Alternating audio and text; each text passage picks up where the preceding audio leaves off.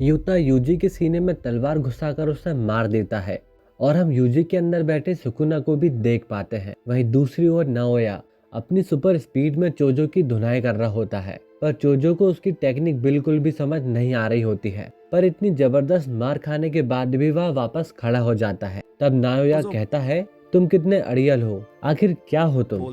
तब चोजो कहता है, मैं 10 लोगों का बड़ा भाई हूँ। चोजो फ्लोइंग रेड स्केल नाम की टेक्निक को इस्तेमाल करता है, जिससे कि वह अपनी आंखों को स्ट्रॉन्ग कर सकता है और नाओया की सुपर स्पीड को आसानी से देख सकता है। और जब वह उस पर फिर से अटैक करने जाता है तो इस बार चोजो उसे पकड़ ही लेता है, पर नाओया उसके पेट पर चाकू मार देता है, जिससे कि उसका खून बाहर आने लगता है। तब वह कहता है, तुम बहुत ज्यादा ही अड़ियल हो, इसलिए मुझे अपना हथियार इस्तेमाल ही करना पड़ा। और वैसे भी तुम ब्लड मैनिपुलेशन का इस्तेमाल कर सकते हो ना, तो तुम अपने बहते हुए खून को भी आसानी से रोक ही लोगे।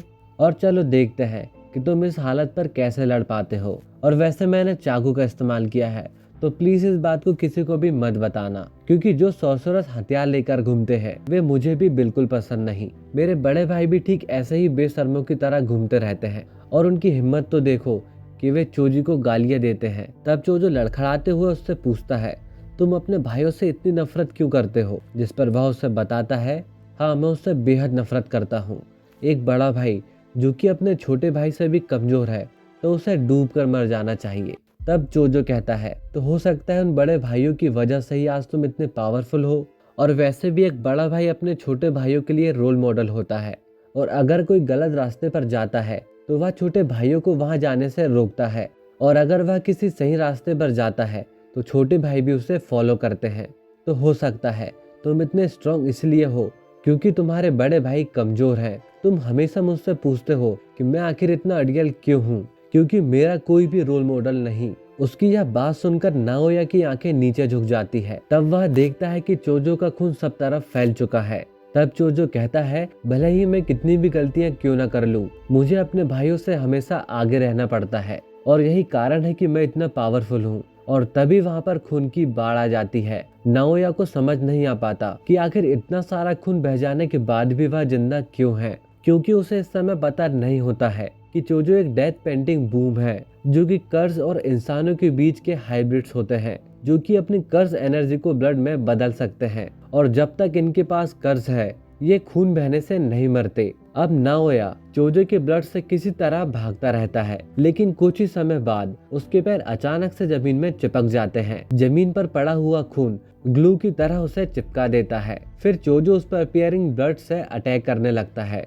नाओया के पास भी असल में अपने फादर वाली 24 FPS टेक्निक है, जिसमें कि वह एक सेकंड में 24 मूव्स कर सकता है। पर उसे यह भी नहीं पता था कि चोजो के पास सुपरनोवा टेक्निक है, जिसे उसने 150 साल की मेहनत से बनाया है, जिससे कि वह टारगेट पर हर तरीके से हमला कर सकता है। अब नाओया भी इसी की चपेट में आ जाता है। चोजो अब नाओया को जान से मारने वाला था, पर अचानक से ही यूता वहां पहुंच जाता है, और उसके एक ही बार में वह उसे सुला देता है। वह अपने साथ यूजी की बॉडी भी लाया था। अब इस भगदड़ में नाओया को उल्टी होने लगती है, क्योंकि चोजो कोई इंसान नहीं होता, तो उसका ब्लड नाओया के लिए पॉइजन का काम कर रहा था। यूता बोलता है, मैं तुम्हें ठीक कर सकता हूँ, मैं अपनी टेक्निक से दूसरे लोगों को भी हील कर सकता हूँ, पर बदले में तुम्हें हायर अप्स को जाकर बताना होगा कि मैंने यूजी को मार दिया है। अब इसके बाद हम यूजी का एक विजन देखते हैं, जबकि वह एक छोटा बच्चा था। वो अपने फादर जिन को देखता है। तभी उसके ग्रैंडफादर बासुके वहां पर आ जाते हैं, जो कि जिन से कहते हैं, तुम अपनी लाइफ कैसे भी जियो, पर उस औरत से दूर रहना, वरना तुम मारे जाओगे। जिन कहता है, आपको बच्चे के सामने ऐसी बातें नहीं करनी चाहिए, क्योंकि उन्हें बहुत कुछ याद रहता है। तब वे कहते हैं, मैं जानता हूँ कि तुम्हें एक बच्चा चाहिए था, लेकिन काओरी की मौत। तभी एक औरत वहां पर आकर पूछती है, क्या हुआ ससुर जी?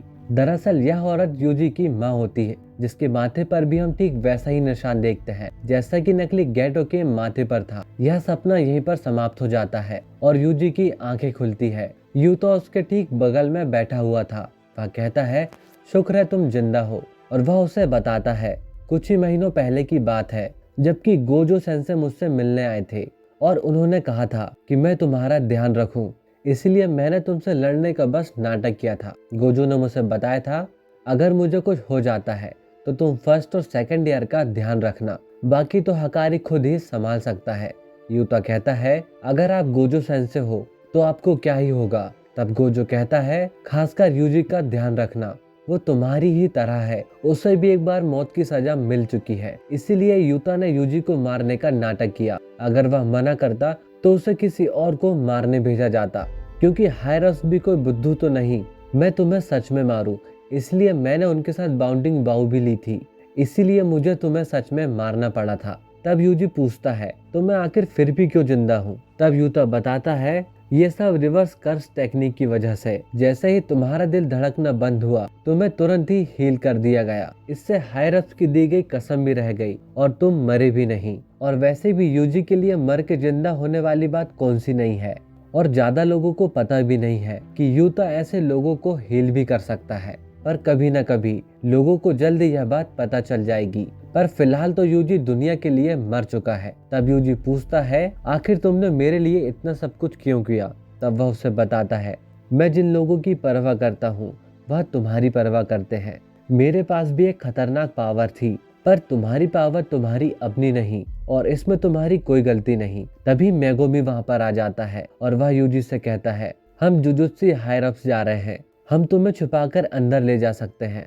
तब यूजी कहता है, मैं वहां पर नहीं जा सकता, क्योंकि शिबुया कांड में इतने सारे लोग मेरी वजह से मारे गए थे। जिसमें मेगोमी कहता है, उसमें तुम्हारी कोई भी गलती नहीं थी और वैसे भी तुम हार नहीं मान सकते। हम कोई हीरोज नहीं, हम जुजुत्सु सॉर्सरर्स है, हमें कोई भी नहीं समझ सकता है। हमें हमेशा लोगों की मदद करते रहना होगा, यह साबित करने के लिए कि हमारा कोई वजूद है। तब यूजी मन ही में सोचता है, मैं तुम्हारे साथ नहीं रह सकता, क्योंकि अगर मैं ऐसा करता हूँ तो तुम पर भी खतरा होगा। तब मेगोमी उससे कहता है, मुझे तुम्हारी मदद चाहिए।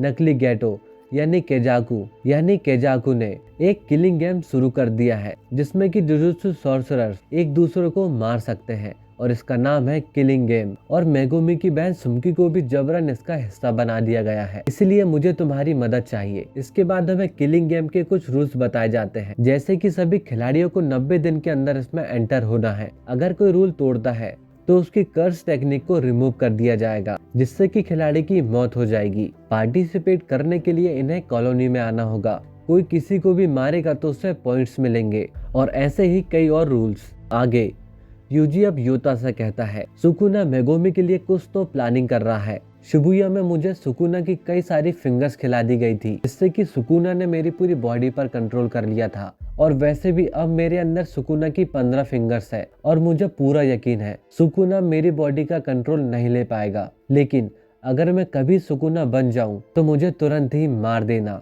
तब यूता उससे कहता है, ठीक है। यूजी अब मेगोमी से पूछता है, अब हमें आगे क्या करना चाहिए। तब मेगोमी बोलता है, सबसे पहले तो हमें जुजुत्सु हायरस वापस जाना चाहिए। वहां पर हमें मास्टर टेजेंट से मिलना है और उनसे पूछना है हम गोजो को फिर से कैसे आजाद कर सकते हैं, और केचाकू आखिर क्या प्लान कर रहा है, और वह किलिंग गेम में आखिर क्या करना चाहता है। और इन सभी सवालों के जवाब हमें टेंजन ही दे सकते हैं। तब यूजी पूछता है, मिस यूजी को यह बात पता है क्या। तब मेगोमी बोलता है, यह आइडिया तो उन्हीं का है, वह पहले से ही वहाँ पर छुपी हुई है। तब यूजी कहता है, हम मास्टर टेंजन के बैरियर को कैसे पार करेंगे। वैसे भी उसमें हजारों दरवाजे होते हैं जो कि हमेशा घूमते रहते हैं, और उनमें से एक ही दरवाजा हमें टॉम ऑफ स्टार कॉरिडोर ले जा सकता है, जहाँ पर मास्टर टेंजन रहते हैं। और अगर हम गलत दरवाजा चुनते हैं तो हम उनसे कभी नहीं मिल पाएंगे। अब यूजी मेगोमी से पूछता है, आखिर नोवारा का क्या हुआ, वह ठीक तो है ना।